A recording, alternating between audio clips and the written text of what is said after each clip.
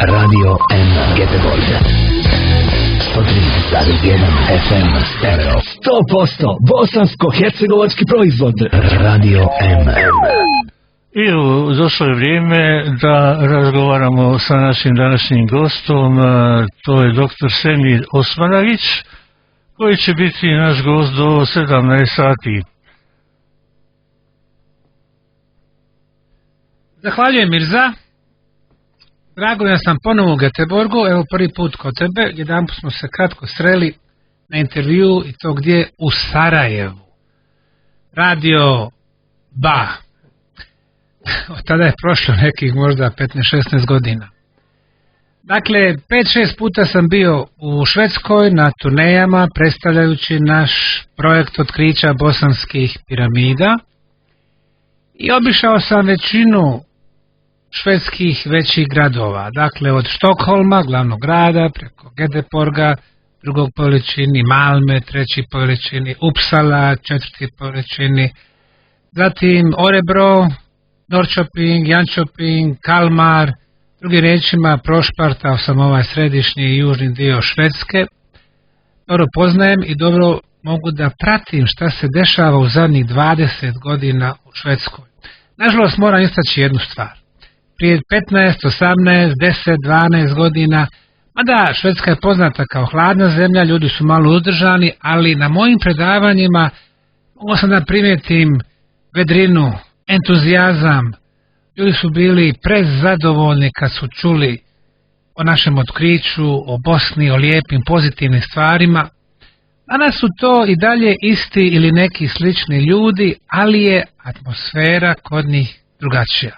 Kada su malo potonuli, nekako su u sivilu, ne zbog vremena, ja sam u Švedsku dolazio i po suncu, i po kiši, i po ledi, i po snijegu, i po niskim i visokim temperaturama, ali čini mi se da jedna promjena nagore kod ljudi, više regulativa, više zakona, više propisa, više zabranjeno je ovo, ne smije se ono, više kreditnih karata, manje novca.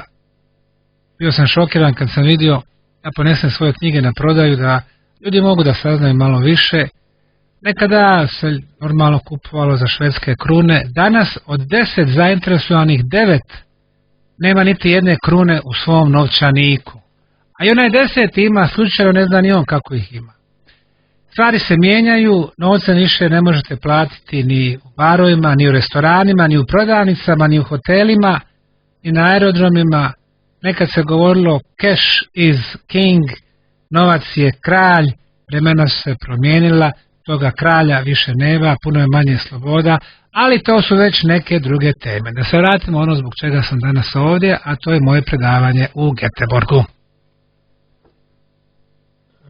Ovako ja ću da najavim, već sam najavljivao prethodnih dana, dakle predavanje na kojem je naš današnji gost glavna ličnost i on će vas informisati o svemu, a vi treba da se vidite uživo sa njim i izbliza i da mu postavljate pitanja koja vas zanimaju.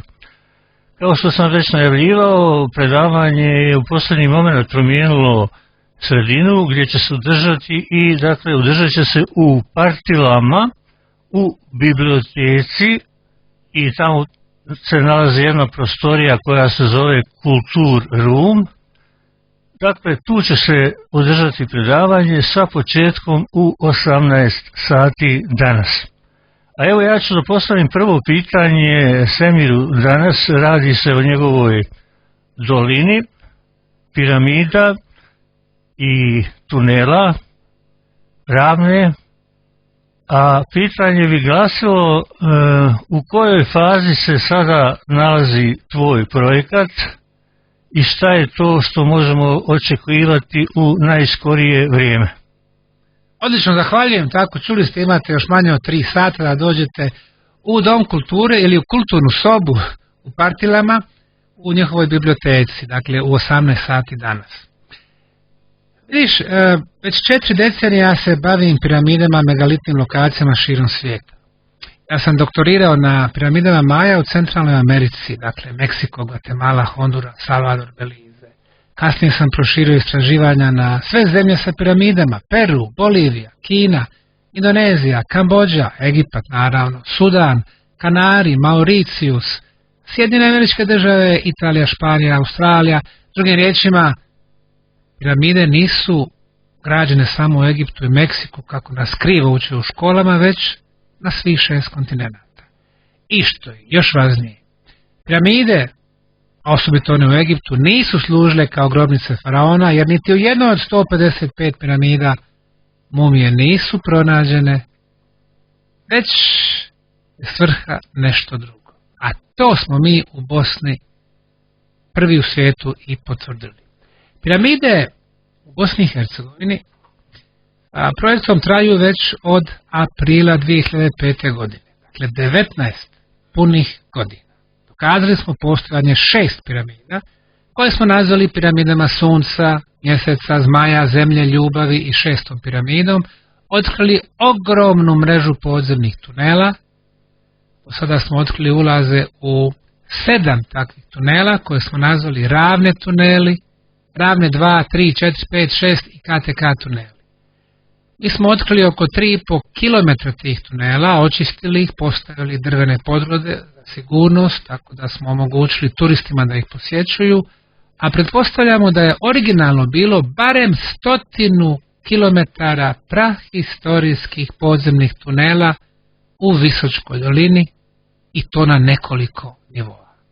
To je najveća građevina ispod zemlje ikada pravljena na planeti, a bosanske piramide su najviše piramide također ikada pravljene. Novom tehnologijom koja se zove lidar odredili smo pravu visinu bosanske piramide Sunca. Ona jeste prekrivena zemljom i vegetacijom, slično kao piramide u Kini, Indoneziji, Kambodži, Meksiku ili Gvatemali, gdje se nalaze u džunglama, u šumama.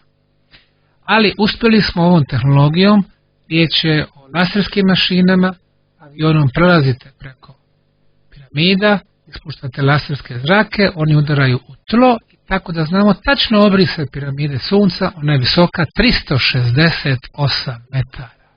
Keopsova, koja je dugo smatrana za najvišu na svijetu, ima 147. Naša piramida je 2,5 puta viša, a 10 puta veća po zapremini. Počeli smo iskopavanja još 2006. godine. 1 metar ispod nanosa zemlje na bosanskoj piramidi Sunca počeli smo otkrivati blokove, pravougaone, kvadratne, u nekoliko redova, 1., 2., 3., 4. Analizirali smo ove blokove, uzorke smo poslali na 7 instituta za građevinarstvo, u Italiji Politehnico di Torino, u Francuskoj Geopolimerni institut, na institute za geologiju u Češkoj, u Slovačkoj, kod nas u Bosni i Hercegovini, i svi su nam rekli da je riječ o vještačkom betonu. Neki ga zovu geopolimerni beton, neki sintetički, ali ako je vještački beton, onda mi možemo odrediti kvalitetu toga betona. I to na osnovu 2 parametra. Prvi je čvrstoća na pritisak. Što čvršći beton, bolja kvaliteta. Naši betoni u 21. vijeku imaju čvrstoću od 10 do 60 megapaskala, a beton sa bosanske piramide Sunca od 73 do 155 megapaskala, što ga čini najkvalitetnijim betonom ikada. Osim toga, sljedeća karakteristika piramida naravno je geometrija. U svijetu su uglavnom četvorostrane piramide. Kod nas u visokom bosanska piramida Sunca, mada prekrivena šumom, zemljom, vegetacijom, očigledno ima 4 stranice, 4 trouglaste strane, 4 brida, isti nagib od podnožja do vrha. Još 2005. kada sam prvi put došao u posjetu visokom, uzeo sam kompas i kompas mi pokazao da su stranice piramide okrenute prema stranama svijeta. Istok, zapad, sjever, jug. A tako su piramide pravljene i u Kini, i u Egiptu, i na Mauriciusu, i na Kanarima, i u Peru, i u SAD-u. Sljedeća vrlo važna karakteristika je postojanje unutrašnjih prolaza. Skaniranjem piramide smo odredili da ima 7 nivoa tih prolaza. Sljedeći element je postojanje podzemnih tunela. Na platovu Gize ispod čuvenih piramida Keopsove, Kefrenove, Mikerenove, nalaze se 4 nivoa tunela. Ispod piramida Maja u Palenkeu također tuneli, ispod kineskih piramida tuneli koji povezuju njihove piramide. A u našem slučaju imamo ubjedljivo najveću mrežu podzemnih tunela na svijetu koji se mogu posjetiti. Kad je o posjetama riječ, 2018. imali smo 40.000 gostiju iz različitih zemalja svijeta, koje smo privukli mi, sami, bez ikakve pomoći države. Znate kako je kod nas u Bosni 5 nivoa vlasti, opštine, gradovi, kantoni, entiteti, država, 75% državnog budžeta ide na plaćanje birokratije. Znate kako je, i ona od nečeg mora da živi. Tako da novca za kvalitetne projekte zapravo nema. Pogotovo ukoliko niste povezani u politici, ako niste član neke stranke, kao što mi nismo. Međutim, mi se oslanjamo na sebe, na arheološki turizam. Pozivamo ljude da posjete, da vide šta smo radili u pogledu otkrića. Ona su stvarno fantastična. Dakle, najčvršći, najkvalitetniji beton na svijetu na Bosanskoj piramidi Sunca. Prelijepe terase na piramidi Mjeseca. Međutim, osim tunela i osim piramida, osim arheološkog aspekta, imamo drugi, koji je možda i važniji, a to je energetski aspekt. 5 timova iz 5 različitih država, iz Hrvatske, Srbije, Italije, Finske i Njemačke, ponijeli su instrumente da mjere energetske fenomene. Došli su nam fizičari, inženjeri zvuka, inženjeri telekomunikacija, došli su nam medicinski doktori i mjerili su te energetske fenomene. I zaključili da na vrhu Bosanske piramide Sunca energetska zraka koja je 4,5 metra radijusa, koja ide prema nebu 28 kHz električna po svojoj prirodi i koja se pojačava kako se odmiče od piramide. U nauci taj se fenomen zove skalarni valovi. Njih je izučavao naš briljantni um Nikola Tesla još prije 125 godina u Colorado Springsu i u New Yorku, zaključivši da se skalarni valovi kreću brže od brzine svjetlosti, i naš zaključak je bio da je prva potencijalna svrha energije piramide u Bosni komunikacijski uređaj. Druga svrha je nešto što je vrlo očigledno. Naime, svake godine imamo hiljade i hiljade posjetilaca. Rekoh 2018. 40.000, 2019. 50.000, 2020. 76.000, 2021. 135.000, 2022. 155, 2023. prošle godine 195.000, dakle skoro 200.000 ljudi nam je došlo u posjetu u Visoko iz više od 160 zemalja svijeta. Veliki broj naših posjetilaca kada uđe u tunele osjeća se jako dobro. Naime, što dublje ulazite u tunele, bolje dišete. To je malo nelogično. Znate kako, kod nas u Bosni ništa nije logično, pa ni to. Ljudi koji imaju respiratornih problema, dakle astma, bronhitis, sinusi, kada prođu kroz tunele tako dobro prodišu da im više ne treba pumpica za zrak. Ljudi koji imaju visok pritisak, evo recimo Mirza pored mene, kad mu pomenute švedsko zdravstvo, digne mu se pritisak na 180/120, uđe kod nas u tunele 120/80. 170 je premalo. Nadalje, ljudi koji imaju visok šećer, dođe nam recimo sa šećerom 10,5. Znate, šećer je od 3 do 6, normalan 6 do 10 je malo povišen, preko 10 dijabetes. Sa 10,5 uđu u tunele, padne im na 5,7. Sa 20 padne im na 8, 7. Ne postoji lijek koje naše drage farmaceutske industrije, koje je naravno u interesu da budemo što više bolesni. Ne postoji lijek koji nam može spustiti šećer toliko puno, za tako kratko vrijeme, kao što je to boravak u tunelima Rave. Mi smo proteklih 20 godina imali takvih svjedočanstava. Ljudi su donosili papire kada bi imali tumor prije dolaska u tunele, provedu 10 dana u Visokom, uđu 2 puta u tunele, 1 put ujutro, satić, jedan popodne, jedan satić.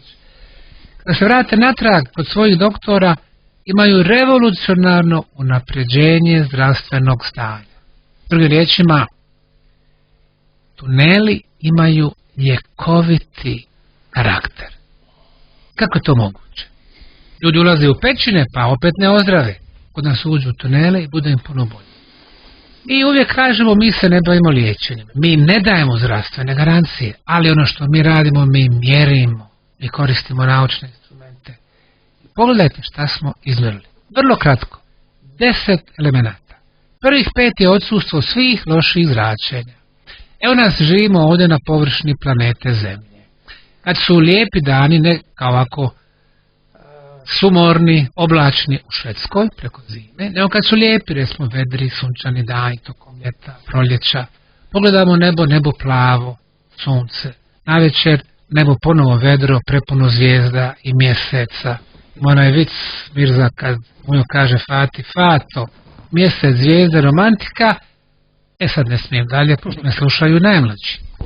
Međutim, koliko god da nam je romantično ispod ovog nebeskog svoda, s druge strane dolazi jako puno kosmičkog zračenja od ozgo, a neka od njih su štetna. Napadajući naš organizam, a naše se ćelije tijela brane protiv tih neprijatelja. U tunelima 20 metara ispod zemlje nema neprijatelja. U tunelima nema prirodne radioaktivnosti koje dolaze ispod zemlje. Kako znamo, mjerimo Geiger-Millerovim brojačima. U tunelima nema geopatogenih zračenja, to su podzemna zračenja voda, loša. U tunelima nema signala za mobitel, ne možemo bez mobitela, 3G u Bosni, 4G u Ukrajini, 5G u Švedskoj, jako loša zračenja. Kad pričamo na telefon, Mirza je ovo znao, 15 minuta, za 15 minuta mobitel i loš elektromagnetizam nam sprži 150.000 ćelija. 150.000 ćelija, svaki dan pržimo te moždane ćelije, svaki dan sve sporije razmišljamo, postajemo manje inteligentni. To je cijena naše tehnologije. U tunelima nema signala za mobitel, nema signala za internet, drugim riječima, nema neprijatelja za naš organizam. I po prvi put u životu ćelije našeg organizma mogu započeti svoj posao bez svih tih spoljnih neprijatelja. Šta je posao naših ćelija? Da rješava probleme u organizmu, da započnu proces regeneracije, proces detoksikacije, izbacivanja otrova. I nema veze imate li šećer ili pritisak ili tumor ili mentalni problem ili neki energetski problem. Regeneracija. Ove naše piramide jesu čudo, energija piramide se pojavljuje kao ljekovita energija koja štiti ono što nam je najvrijednije u životu, a to je naše zdravlje. Sad vidimo kako umjesto bajkica da su piramide građene kao grobnice za faraone, a niti u jednoj nisu nađene mumije faraona. Dakle, nisu građene za jedno mrtvo tijelo, već za zajednice živih ljudi, komunikacija, zdravlje. I to nije sve. Našli smo vodu u tunelima, analizirali. Ta voda nema nikakvih štetnih materijala, nema mikroba, gljivica, virusa, bakterija.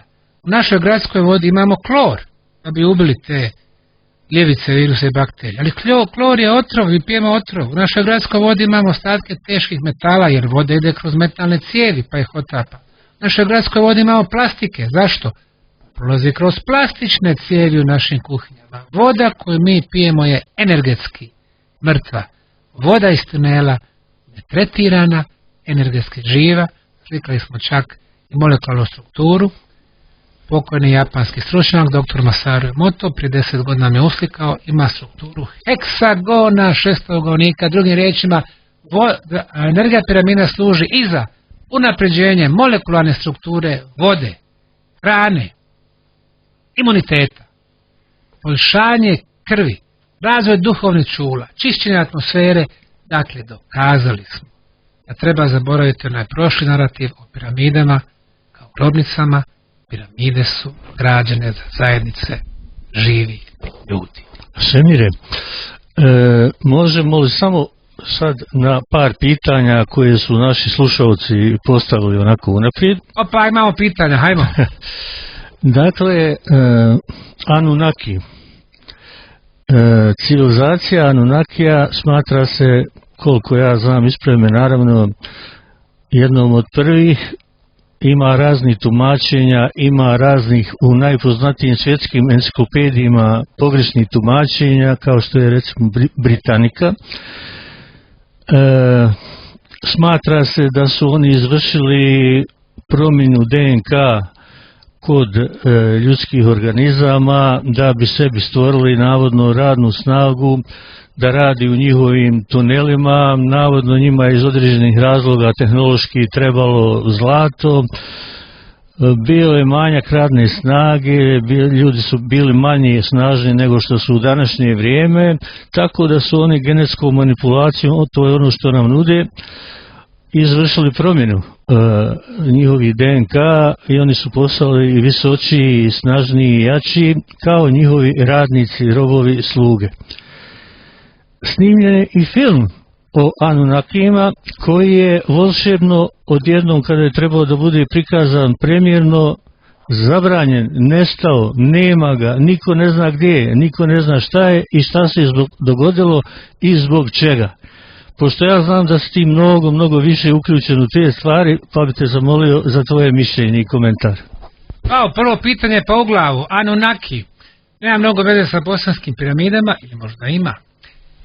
O Anunnakima neki dan sam imao zapravo susret iz prve ruke. Prema epu o Gilgamešu, jednog od najstarijih pisanih izvora koja postoji na planeti, govori se o jednom od 3 božanstvima iz Sumera, o Enkiju. Enki je bio božanstvo koji je bio besmrtan.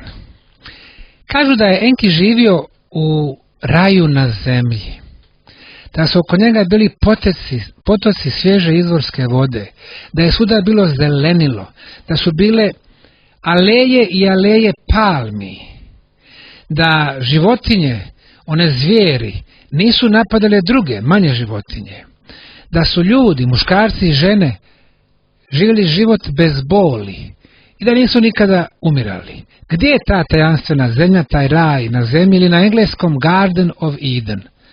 Nalazi se ni manje ni više nego na jednom otoku, ostrvu u Perzijskom zaljevu ili Arapskom zaljevu koji se zove Bahrein.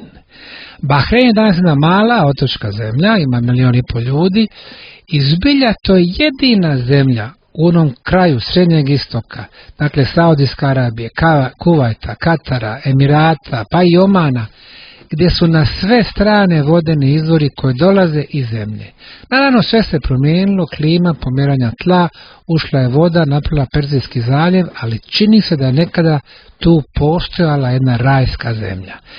Za Enkija kažu da je pripadao Anunnakijima. Zašto kažu da je besmrtan? Postoji jedan artefakt, jedan arheološki izvor koji je pronađen u Sumeru, zove se Sumerska lista kraljeva, gdje su u kamenu uklesana imena svih sumerskih vladara. Prvi vladari datiraju iz 273.600 godina unatrag. Nas uče da je ljudska istorija počela sa Sumerom 5-6 hiljada godina, a ovo je 273.000 godina i tamo su ukucana imena i datumi vladanja tih vladara. Pa kažu, na primjer, Aladžar je vladao 36.600 godina. Alumin je vladao 28.800 godina. Dakle, to su vladari koji su živjeli po 30.000 godina. Otkud oni ovdje? I za to imaju odgovor. Kažu, bogovi sa kraljevstva nebeskog spustili su se na kraljevstvo zemaljskog i započeli vladavinu na zemlji. I sad zamislite da ste vi bili čovjek koji je tad živio, tad je životni vijek bio nešto kraći nego danas, ljudi su živjeli 30-40 godina, posmatraju jednog vladara čitav svoj život. Njihov sin posmatra istog vladara, njihov unuk posmatra istog vladara, unuci njihovih unuka uvijek je isti vladar i normalno da je u očima običnoga puka riječ o besmrtnim bogovima. Najintenzivnije pisao o Anunnakijima jedan čuveni istraživač iz Amerike koji je napisao čak 7 knjiga o njima u kojima tumači takozvane glinene tablete koje su nađene u Sumeru i Babilonu. Nađeno nekoliko desetina hiljada tih tableta. Autor je Zakarija Sitchin i on ih je proučavao u tadašnjem zapadnom Berlinu prije nego što se Njemačka ujedinila. I on kaže ovako: Anunnaki su civilizacija koja dolaze sa 13. planete, koja ima toliko izduženu elipsu da jedan dio kruži oko našeg sunčevog sistema, onda izlazi iz njega, ide u susjedni sunčev sistem i ponovo se vraća u naš. Svake 3.500 godina ta planeta sa Anunnakima dolazi u našu blizinu i onda naprave skok sa svog na naš planet. Smještaju prve dolaske Anunnakija u periodu između 400.000 390.000 godina unatrag. I u pravu si. Tamo tvrde u nizu tableta da su Anunnaki vršili genetske eksperimente na životinjskim bićima na našoj planeti. Oni recimo neandertalce smatraju životinjama, visokim stepenom razvoja, ali životinja. I ako gledamo biološki, vrlo je neobično da se bukvalno preko noći, prije 400.000 godina, pojavi jedno inteligentno, umjetničko biće kao što je Homo sapiens. Neandertalci, kao i sve životinje prije njega, dakle majmuni i slične životinje, oni su bili perfektno prilagođeni životu na zemlji. Opstajali bi samo najjači. Dakle, oni koji su bili bolesni, nejaki, oni se ne bi probijali dalje, ne bi došli u mogućnost da se razmnožavaju. Oni koji su bili najjači, bili su najzdraviji. Dakle, u genetici tih ljudi je bilo samo možda 2 ili 3 potencijalna genetička problema koje bi izazivali bolesti tokom života. A onda preko noći dolazi to novo biće, Homo sapiens, razumni, inteligentni čovjek, kromanjonac, koji jeste inteligentan i umjetnički nadaren, ali koji ima 5.000 genetskih problema. Dakle, prije nego što se on rađao, a mi smo ta ista vrsta, dakle, prije našeg rođenja, mi imamo sklonost da ćemo tokom života dobiti ili rak, ili Alzheimerovu bolest, ili tuberkulozu, ili bilo koje druge genetičke poremećaje. I jedina mogućnost da se tako nešto napravi preko noći je da je neko, razvijena civilizacija očigledno, pomiješala genetički materijal sa ove planete, najvjerojatnije neandertalca, sa svojim genetičkim materijalom koji ne potiče sa ove planete i koji nije prilagođen životu na zemlji. S jedne strane dobili smo inteligenciju, a s druge strane sklonost ka bolestima.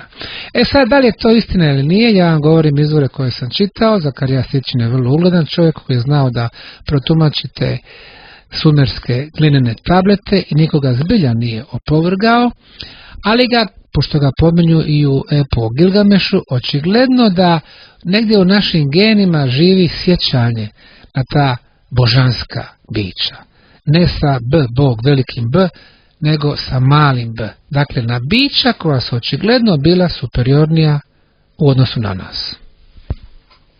Hvala na ovako iscrpnom odgovoru u vezi Anunnaka. Znaš li šta je sa filmom?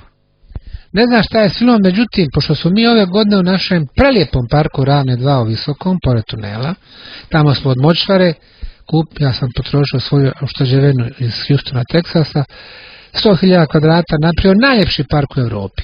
Napravili smo kino na otvorenom. Ako se taj film pronađe, evo dosta nas ljudi sluša, i imate kopiju, pošaljite nama. Naša web stranica piramidasunca.ba, piramidasunca.ba, nađite email, pošaljite ga nama i mi ćemo ga premijerno prikazati, neka to bude svjetska premijera, jer mi se ne bojimo ničega, kod nas cenzure nema. Tako je, i bravo za to i bravo za čitav dosadašnji rad. A evo, napravit ćemo jednu malu muzičku pauzu da se malo odmorimo i da pripremimo nastavak razgovora. Ajmo. Idemo naših Halida i Romaniju.